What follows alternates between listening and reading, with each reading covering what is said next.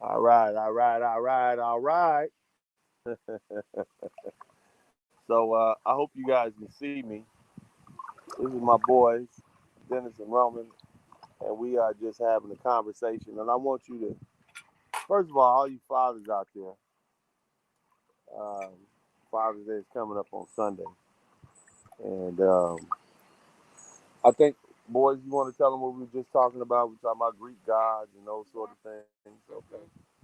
And so, we chilling in summer vacation and we're just enjoying life. And one of the conversations that we talked about some ladies and women, and then we ended up in the conversation about the Greek gods. We learned about, well, you guys they already kind of know about certain things. We talked about Zeus. Who else did we talk about? The characteristics. Athena, Athena, Hades, Apollo, and Apollo, Ares, Ares, and we talked about Poseidon, Poseidon, and and the Vikings. and the Spartans, the Vikings, and the Sumerians. right? And so, kind of the general point is, your religion, your belief system, your gods dictate how you see the world. If you die, Roman, and you think you're going to end up in the Elysian fields from being a great warrior, are you going to be afraid of death? No. No, no. If you die as a Viking warrior and you you die in a great battle and you know you're going to end up in the halls of Valhalla. Who's in the halls of Valhalla? The people that you your know. warriors. The warriors, and who else? Your relatives, your family members. Yeah. Are you going to be afraid of death? No. Now, if you are a slave in America somewhere, in Georgia, Alabama somewhere, and they tell you if you don't listen to your master, you're going to end up in hell, burning forever. Are you going to be afraid to death? Yes. Are you going to be a good slave then if you don't listen? Yes. Because if you don't listen to your master. So do you see how they kept Black Americans enslaved? Mm-hmm. They basically made them fearful using religion. That's what they gave them a misinterpretation of Christianity.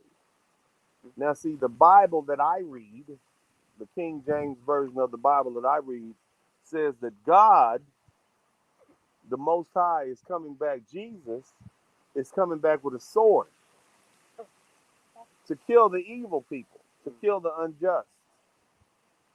That old turn the other cheek Jesus that they want you to stick on ain't coming back the same way. You understand what I'm saying? Mm-hmm. Yeah. A man with a sword, does he sound like a servant or a warrior? A warrior. So Jesus is coming back as a warrior and sitting at the right hand of God. You understand what I'm saying? Yeah. See, a lot of times, man, boys, they don't. Tell us about Alexander. Like Roman is named after Alexander. Who you named after? Alexander. And who else you named after? And What? The Roman Empire. And they conquered the whole world. And Alexander conquered the world by his son. So, 26 years old, he conquered the whole world, I believe. And who was his? You remember the name of his teacher? His great teacher? Aristotle. Oh yeah.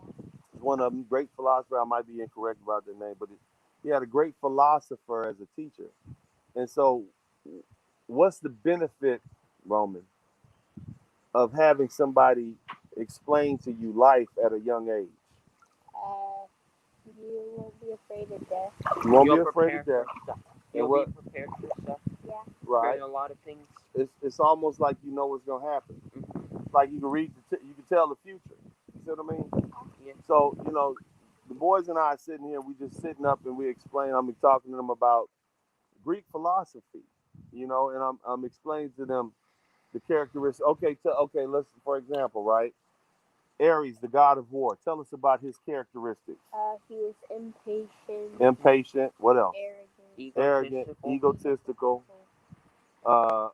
What else? Most of the reasons why war started. Most of the reasons why war starts. Now, Yeah. let's tell me about what was her name? Athena. Athena. Tell me about Athena. Who prayed to Athena? What Greek? The The people of Athena, Athens. right? And who prayed to who? Spartans. Spartans prayed to who? Ares. Ares, right? Now they were great warriors.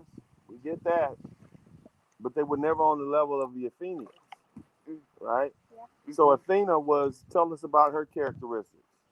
She was Patient. observant. Observant, reasonable. Oh yeah. Yeah, This things that describe like hunting an animal. right. She was a huntress, and she was also a god of war, but she was more of a god of politics. And politics is the war that happens before the fighting starts. You see what I mean? And so, in understanding this is kind of where we are. Shout out to my man Randall for the super sticker. But a lot of people, man, they don't have these conversations. See, I try to give you these conversations ahead of time, so that when you need them, you'll already have the answers. Having a good understanding of philosophy and literature and religion, it when people come at you with foolishness, you don't fall for it. Like a lot of Black Americans, they're subject to that Christian. What's the word I'm looking for? They're subject to that the slave doctrine that was called from these white slave owners. Of course, they would want to teach their slaves a slave doctrine that keeps them enslaved. Why wouldn't they want to do that? They don't want to empower you, right? Yeah. But look at the people who conquered the world. The Vikings. Matter of fact, let's talk about the Zulus. What was the name of their god? Zulu. Amazulu. And they believed what? That they were descendants of him. straight from God. And you see how they were so protective of what was theirs. They had it's their programming, their philosophy on life. You see, you do not accept any religion or any spiritual belief system that tells you that you're supposed to be subservient to anybody. You see, the only person that you adhere to is the Most High God. You see what I mean? I never raised you to be servants. I raised you to be warriors. I raised you to be leaders. See, the great empires, the Zulus, the people do you remember the random slave that got hung in Alabama some goddamn where? No. But you know who Alexander the Great was, right? Yeah. You know who Shaka, king of the Zulus, was, right? Yeah. You know Hercules, right? Yeah. You know all those Spartans who died at that pass fighting against the Persians, right? Yeah. Those are the type of gods that I want you men to pray to. You young men to pray to. You understand? Gods that teach you to conquest. Gods that teach you to win. Gods that teach you it's okay. You see what I'm saying? See, death, boys, at 13 years old and 11 years old, death is a part of life. Who was the first of the three main Greek gods, the three sons? What was the name of who was the first one born? Hades. And who was he the god of? The underworld. And what does that symbolize? Death. And what does that mean? Death came what? Death came first. So we all go back to death. You have to embrace death in order to understand the true meaning of life. You will eventually die. You see? And it's not about your death, it's about how you lived your life. You understand? Yeah. Is you sure? Yeah. Yeah, man. It's cool, baby. These are my boys. What else have you learned today in this conversation about just what we're talking about? Because they like to hear from you guys. You too. Romans 11, by the way. Talk to the people. Come here. I learned more about Athena. Athena. And who was Athena? She was the god of hunting. She's the god of hunting. And what else? Goddess of the hunt, right? Yeah. And what else? He was observant and he was patient. Unlike what his name. Uh-huh. Unlike Aries, right? Got that. And I learned that Hades came before Zeus. Hades came before Zeus. Actually, Hades was the youngest of the brothers. See, Hades was the young brother. He was the one that. I'm sorry, not Hades. Poseidon? Zeus? No, Poseidon was the middle brother, and then you remember his father. Poseidon. His father was Cronus, the Titan. Yeah. You see what I'm saying? Yeah. And so here's what you guys under, and this is complicated. I want you to listen to me. Look at me. So I'm your father, right? Mm-hmm. Look at me. Come here. Come here. I'm gonna say this. Look, I want you guys to understand. At some point, you boys are gonna overtake me. I was just telling your soon-to-be stepmother up there that I am okay with that. I'm okay, and because in order to be a strong man, you have to pass through a strong man. And at some point, you young men are going to supersede me, your father, and I expect you to be greater than me. You understand what I'm saying? Yeah. What I'm not going to be is a selfish father who says, "Oh no, you need to stay in your place."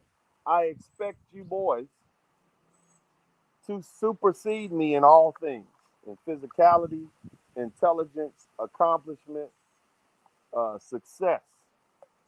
That's what a father's supposed to do. Now, what did the Titan Kronos do when his sons challenged him? He ate them And why did he eat them? because he didn't want to be overthrown. He did not want to be overthrown. That is a selfish father. You understand what I'm saying? Yeah. That's a selfish father. I expect you boys. He basically ate them to try to stymie their growth and development. In other words, he put them back inside. Like they came out of their mother's womb. I forget the mother of Earth. It was Earth. That's who their mother was. Oh, the Earth Titan lady? Well, that was, yeah, I forget her name. Anybody who knows the name of the Earth, the Titan, the name of the Earth Titan, Kronos and the Earth. Matt, I don't know. Mott, I don't know her name, but whatever it was.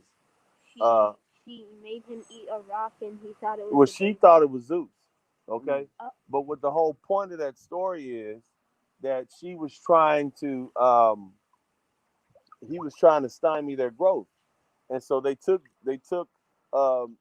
Zeus and hid him on an island. And what did he do? He grew up. Hades, him, and Poseidon. He came and freed his brothers. He made them. He gave them a medicine to make them throw up, and then they had a war. Oh, I remember. Okay, you remember that? Okay, so cool. You know, there's a lot of grown people that don't understand Greek mythology, so they have no understanding of Western philosophy because they don't get it. They just don't get it. So their education is inept. But the bottom line is, it's the story of fathers versus sons. I could not trust you to be strong men if you can't pass through me. At some point, you're going to tell me, no, this is what you need to do, Daddy. I don't believe, no, Daddy. I know what I'm doing. And I'm going to have to accept the fact that you're a man. For those of you who are out there, you will never win a fight against the youth. The youth will always beat you because you're elderly. You're old. They're supposed to beat you. They're supposed to win. They're supposed to fight and win. You should not fight against your children. You should not fight against the youth. You should lead them in the right direction. You should give them the benefit of your wisdom, and then let them go out and fight whatever battle it is they're supposed to fight. Does that make sense? Does it make sense to fight your own children? You see how silly Kronos was? What a silly man. Yeah. You understand what I'm saying? How silly was he? Yeah. Now tell us about Hera. Who was Hera? Oh, this is sister / wife. He was her sister. Now tell us about the characteristics of Hera. She tried to kill Hercules in his crib by sending 2 snakes. What is that? What is that? So let's talk about that. So Zeus was the king of the gods, right? Yeah. Now, what was his superpower? Lightning. Lightning. Okay. Now, what was his actual thing? What did he do most of the? What was his actual? Travel. He was a He was a traveler. god of travelers, right? Yeah. Now, what was Jesus Christ? What did they? What's another nickname for Jesus Christ? The The host. host of The host of hosts. Because see, back at that time period, 2,000 years ago, well, 2,500 years ago, um, people would travel around. They didn't have American Airlines, Southwest, and none of that. So they would go around, they would walk around, and so they would expect people to host them. And so you think about Jesus Christ, he's the host of hosts, and Zeus, the king of the god, he's the god of travelers. Now, what would Zeus do? Zeus would show up in people's houses and stuff like that. Mhm. And tell us about Zeus. What did Zeus tell us? If you didn't treat him right as a good house guest, he would curse you. He would curse you. But what else would Zeus do with them women in high? Oh, he would. How many baby mamas did Zeus have? Like 50. Zeus or had more, about 50 baby mamas. Probably more. Roman, I think some of them women was lying. I think some of those lovely ladies were lying about Zeus being their baby daddy. I think they was like they got knocked up by the camel boy and they lied. But we'll just give them that. But the bottom line is Zeus was basically the king of travelers. He was the god of travelers, and he expected safe passage. So this is just another interesting concept. So how do you treat people? Think about it, right? It's important to treat people well when they're in your home. You understand? Yeah. That's the lesson, because you might be dealing with the king of gods. You see what I'm saying? Yeah. Now, what if you're dealing with somebody you know you don't want them in your house because they just gonna be disrespectful? Some Don't let random them guy in. off Don't the even let street, them in. yeah. You see what I mean? Don't let them in. Don't invite people in. So that tells you you don't have to host everybody. So you should be discerning about the people you invite into your home, into your life, because not everybody is good. So if you know you can't be a good host to somebody, don't even try it. Just push them out your life. Go on about your business. Now let's go back to Hera. Who was Hera to Her? Who was Hercules? Hercules was Zeus's son. a And what? demigod. He's a demigod, half god, half man. Now tell us about Hercules.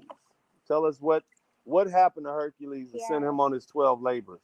He killed his fell out of family Olympus. He killed his family. Why did he kill his family? because he was hallucinating. He was hallucinating, and he killed his wife and his children. And so he had to repent from that, because killing your wife and your children was the ultimate sin. Because as the father, as the husband, you're supposed to protect the family. So by doing that, that was almost like the worst thing you could do. You understand what I'm saying? Yeah. And so he had to go on 12 labors. What was he? What was one of the things he had to do? The Kill Nemean, the two serpents. the two-headed serpent. Who else? The Nemean The lion. bull, right? The Nemean lion. What else? The golden bull. Was that? All right. So let's talk about the Nemean lion. What that shows you is that Oh, he killed him with his own tooth, right? he killed him with, yeah. But listen to me. This was the lion with the hide that couldn't be pierced by a spear. So you had to run up on him and basically kill him.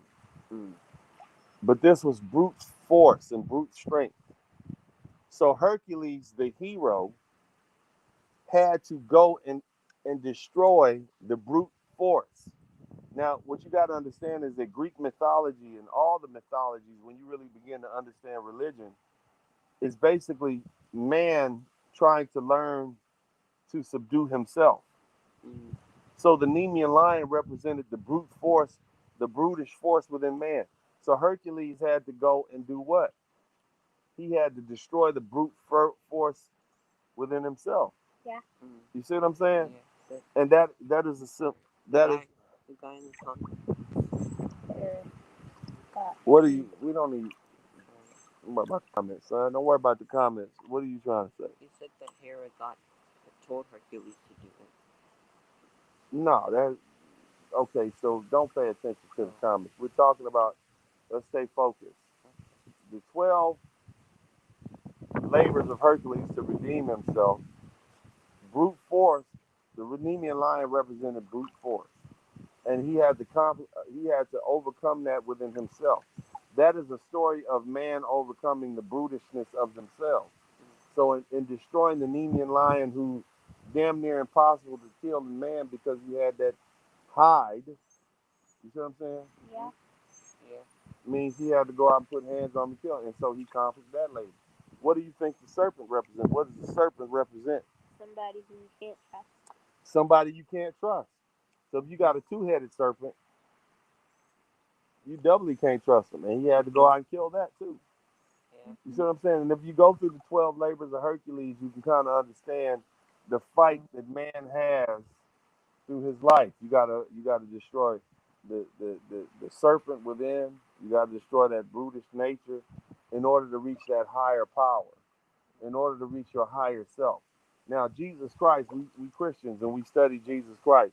Now, when you boys get older, you'll read about how remember when Jesus got crucified On the cross. on the cross, but how did he get to the place where he was going to be crucified? He carried the cross He carried the cross. Okay, but before they get there, how did he ride into the town? on the donkey On a He donkey. rode into the town. What is a donkey? What do we use donkeys for? to carry stuff. So they do work, right? Mm-hmm. Yeah. They're beasts, right? Yeah. Are donkeys smart? No. No. They're beasts of burden. That represents the lower self. Oh. We all have a beast inside of us. We all have beasts inside of us. And when Jesus rode into town on the donkey, it represented that he had conquered the beast within him. He had conquered his lower self. Now he was tried as a criminal, and what did they do to him before they tried him? They beat him. Yeah. They wanted him to forsake his God. They wanted him to forsake all that. Say he's not the king of the Jews, not the king of the gods. And then what did they do? They hung him up on the cross. Yeah. Mm-hmm. With two other criminals. With two criminals, because he was a criminal at the time. But the more important part is that he had conquered his lower self. He had reached enlightenment. That's what that symbolized. A lot of these people right here, this is their first time hearing this, because they've read the Bible, but they don't actually understand it. Each of you boys have got to get to the point where you've conquered your lower self. Women, alcohol, all these things, these desires. There's the Buddha. You know who the Buddha is? Yeah. Tell us the story of the Buddha. The enlightened. Tell us about who he was, the prince. Tell us about it. What He was happened to the him? prince. He was like a humble prince. Tell us what happened. His father had been given a premonition that Buddha would what? Leave the house and go help poor people. That's basically what he heard. Yeah. Right? Mm-hmm. And so what he did was he put the Buddha in a little shelter to keep the Buddha from seeing all the bad stuff of the world. He filled it up with women and silk and food and good stuff like that. And so the boy never saw anything bad about the world. And then one day, he happened to go out and he saw, oh my God, this is horrible. He went outside the gates of the little palace, the little confines. They're like, oh my God, this is horrible, right? Mm-hmm. And then it freaked him out, made him stay home for a while. Then he went out again, same thing happened. Then he went out again, same thing. He saw something else, homeless people, death. Oh my God, freaked him out. You see what I mean? Yeah. What Buddha realized was, well, he was going to inherit all this wealth, right? He gave up everything. He gave up all his riches. He gave away his title. I don't want to be prince. I don't want to be king. And what did that do? Meh. If you give up everything, you had everything, you give it up. What does that say about you? It's worthless. It's worthless. Yeah. It's worthless. Do you want a mosquito to bite you? No. Do you want to stub your toe?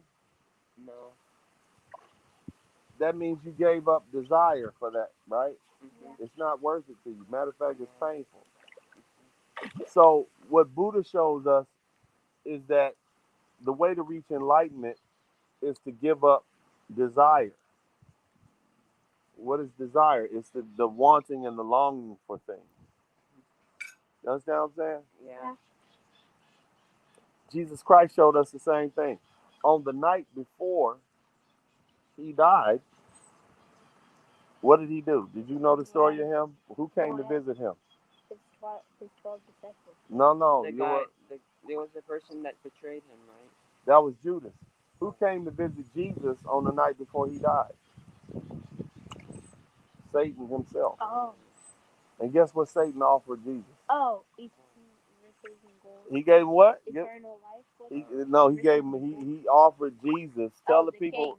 Tell us Jesus. Tell us what Satan came. He offered him. He offered Jesus what? Jewels, gold, and riches. He offered him the whole world. You can have all of this, Jesus, if you just bow down and tell everybody I'm the man.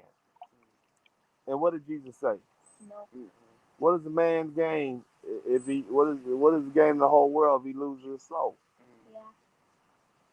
So what does that tell you? You see the similarities between Yes. Jesus and Buddha? Yeah. What did they both do?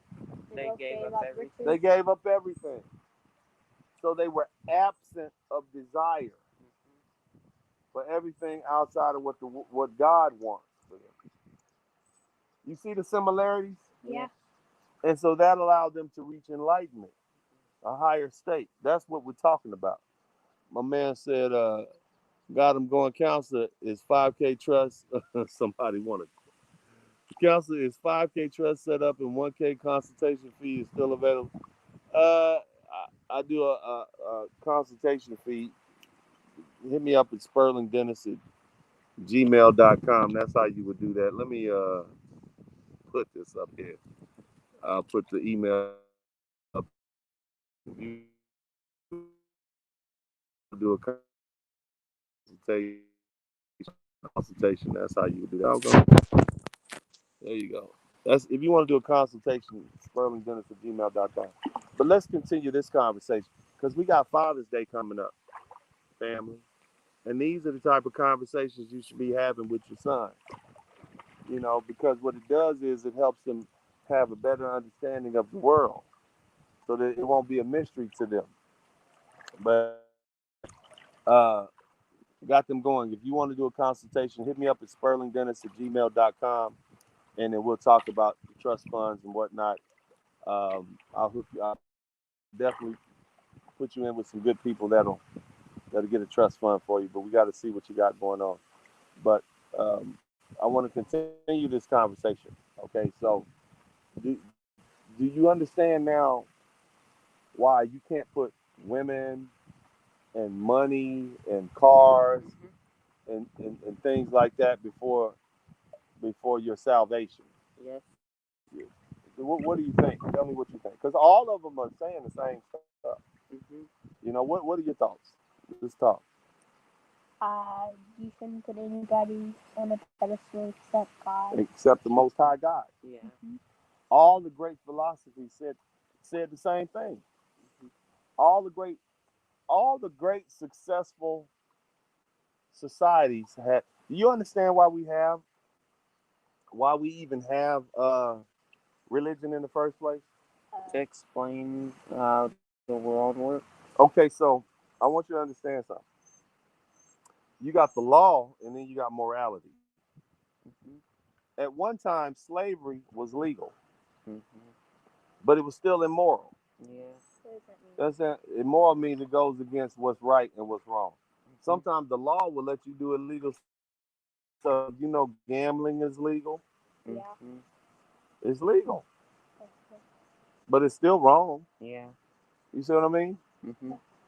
And so the law that man creates and what is moral and what is immoral are two different things. Stay focused on daddy. You focus on me. Don't worry about the people. Okay? Okay. And so what you have to understand is that your moral code and how you operate in this life is going to determine what happens to you and your peace of mind and happiness. You could be doing everything legal, but if you doing stuff that takes people's houses and buildings and the way in which they operate and live, that's not going to allow you to sleep well at night. And if you can, you're just a corrupted soul. And you don't want to get to that point. You understand? Because then you got to live in that skin. You got to look yourself in the eye every day. There are a lot of people out there right now, they got a lot of money, but their souls are corrupted. and they did everything. They pimped themselves out, and they gave their whole life to that. And now they just horrible. They just feel bad on the inside. That's why they drink. That's why they use drugs. That's why they want to commit suicide and all these horrible things like that. Because their philosophy was wrong. You see, you want a religion and a spiritual system that empowers you, not that takes your power away, that gives you inspiration to do great things and be a great human being. You understand what I'm saying? Yeah. Not a religion that makes you feel subservient or less than. Any religion that tells you that you're supposed to be subservient to anybody other than the Most High God is a religion that you reject. I don't care if it's Christianity or anything else. You understand what I'm saying? Mm-hmm. You reject that because that goes against what the Most High God wants you to do, and that is to be conquerors of this world. Mm-hmm. You understand what I'm saying? You sure? Mm-hmm. Okay. And but anyway, what else? What have we not covered about what we was talking about earlier, as far as like religion and the gods? You know, the God you pray to is going to determine your characteristics. What about Sparta? What gods did they pray to? They pray to Ares.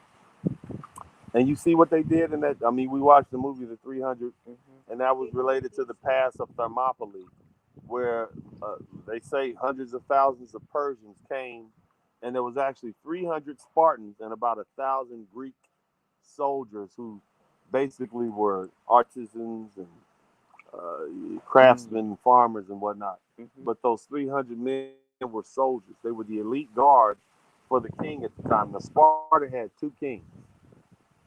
They didn't have one king, they had two kings. Oh. You see what I'm saying? How did they have two kings? Well, they had two kings because that was what their political system dictated. Oh. Right? You see what I'm saying? Mm-hmm. And so one of the kings, Leonidas, decided, well, I'm gonna go on out here and pick a Oh, fight. I'm gonna pick a fight, and then this is gonna make all of Athena, all of Greece, galvanize around this. You know, so he sacrificed himself, which is another story about Jesus Christ. Jesus Christ is the story of sacrifice on behalf of those who are worthy and both unworthy, which is what the Father does, which is what I do. You see, not that you boys are unworthy, but I'm saying that that's what the Father does. He sacrifices on behalf of those who are both worthy and unworthy. You see what I'm saying, man? Mm-hmm. So you got to think about that as you grow into manhood. Understand, you got to what is your philosophy on life? What is your understanding? What is your programming? You see what I'm saying? Mm-hmm. How do you perceive the world? What are your objectives? What is it that you feel is worth dying for? What is it that's worth living for? You see? Yeah. And that back when you were little boys, remember when I used to ask you, well, what kind of man are you gonna be? Mm-hmm. You remember the first time I asked you that? How old were you the first time I asked you, what kind of man are you gonna be? How old you think you were? Maybe 1 or 2. Maybe 1 or 2 years old. I've been asking, what kind of man are you gonna be? See, I can't dictate what kind of man you're gonna be. You could be a good man. You could be a bad man. You could be all whatever you want to be. That's not my determination to make. All I can do is your father present to you what your options are and tell you what the likely consequences are depending on the decision you make. You see what I'm saying, man? Mm-hmm. But that's your decision. At some point, you will be a man, and it's on you to determine what type of man you're going to be. You see what I'm saying? Yeah. Mm-hmm. And it's a rhetorical question. It's not meant for you to give me an answer. It's meant for you to think about it. You see? Yeah. Yeah, Mm-hmm. yeah. Now, what were we saying? So the Athenians, because you got Athens, you got Sparta, you had some other Greek places, but those were the two main ones: Athens and Sparta.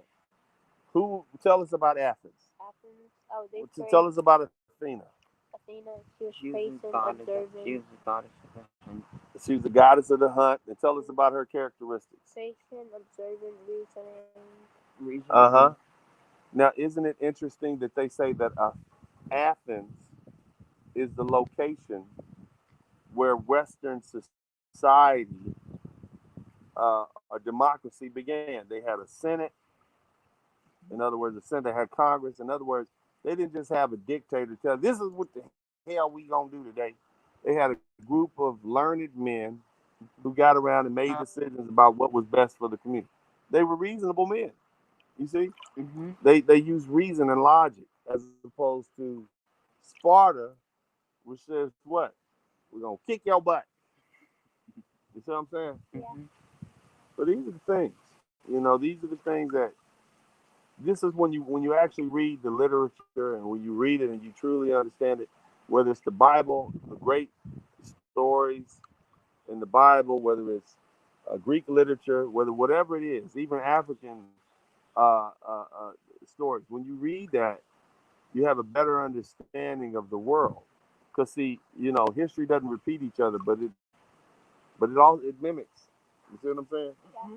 And that's what you want to have. You want to have an understanding of the world, and having an understanding of what happened in the past is basically like being able to tell the future. Uh, You know what I'm saying, man? yeah. What else you want to say? Anything else we talked about that I missed? No, we talked about everything. Yeah. Okay. Well, that's one of our little conversations that we had. We and the boys and I was just sitting here talking about this. And I just thought it was interesting, especially since we have Father's Day coming up. Um, you know, I think it's a good conversation to have. You know, to talk about these things and these cats. They out of here. They don't want to have this conversation, man. But this is stuff I talk about, man, and I think it's important. You know, um, I don't. My sons are 11 and 13, and we've been talking about things like this since they were young boys. You know, because along with their physical development and what they're learning in school, book smarts, they have to have a philosophy of the world. They have to have an understanding of how the world operates. Because the truth is, the rules of the universe haven't changed. And whether you're reading the Bible or you're reading some other literature book, our ancestors knew exactly what we would have to deal with. They knew, you see. And so what we should do is we should learn from them. You know, reading. One of the greatest generals uh, that the United States had. I forget his name. Hank. Oh my God, I can't remember his name now, but he was a reader, so he kind of already knew what was going to happen before it happened. You know, and it's incumbent upon fathers to teach your sons, give them the benefit of your wisdom. See, the crazy thing is, anybody can make a baby, but not everybody can be a father. You see, that's the thing. Not everybody can be a father because you're just not equipped to be a father. You're just not ready yet. You're 26 years old. You don't know anything, so you're not ready to be a dad. And so you just making children. You can fulfill the biological function, but what do you have to fill your children's heads up with? My man Daddy Smith says, how do you have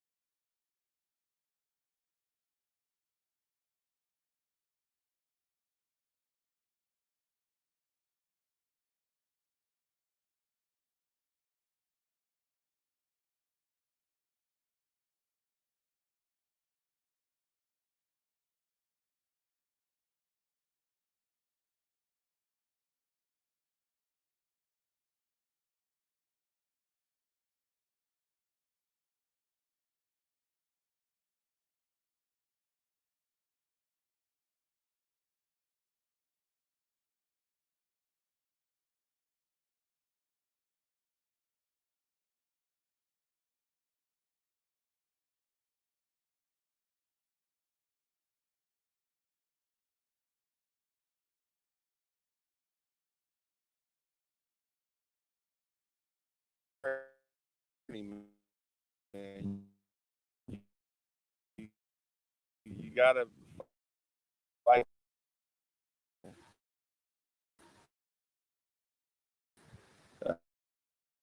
That's the thing.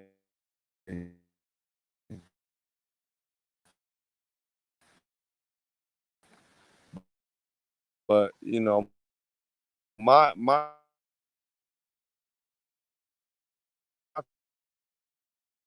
what my statements here today are, I want to talk about uh, fatherhood. Wait,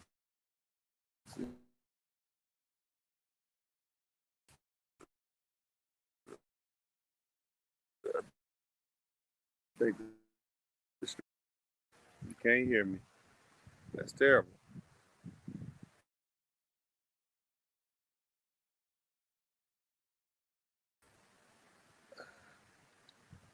But what you want to be able to do, man, a way in which they can operate in this world and always have something to fall back on. It's one thing you got money, you're rich, all that, but then what do? What's the objective? What's the goal? You got a lot of people to end up. They do everything they're supposed to do. They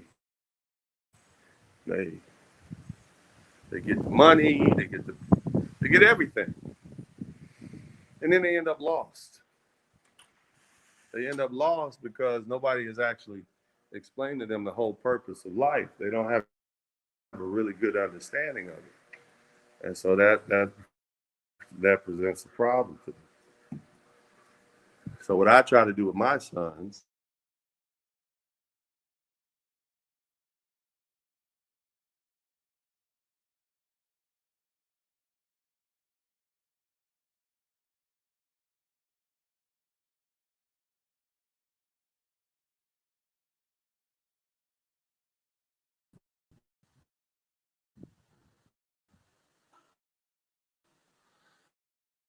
but it's an interesting question that we presented here today. Interesting set of interesting conversation. This is kind of like a rant, but it's not. Just a kind of a preview talk about. I think it's been good. But other than that, I'm gonna go ahead and let you guys go, and we're gonna go about our day. But I appreciate you guys, and I appreciate even the donations. I didn't think I was gonna get anything, but just think about some of the things I said and use this to work with your own sons, especially. They're not too advanced in the conversations. As soon as they can speak, you should begin to speak to them in this manner so that they will have a better understanding of what life is about, whatever resources you have. Some of you may be opposed to using Greek mythology, you know, whatever, Roman mythology, everything, but I use whatever's available to enhance my boys' understanding of life. But either way, God bless you. I appreciate you all. This is Uncle D, and I'm out.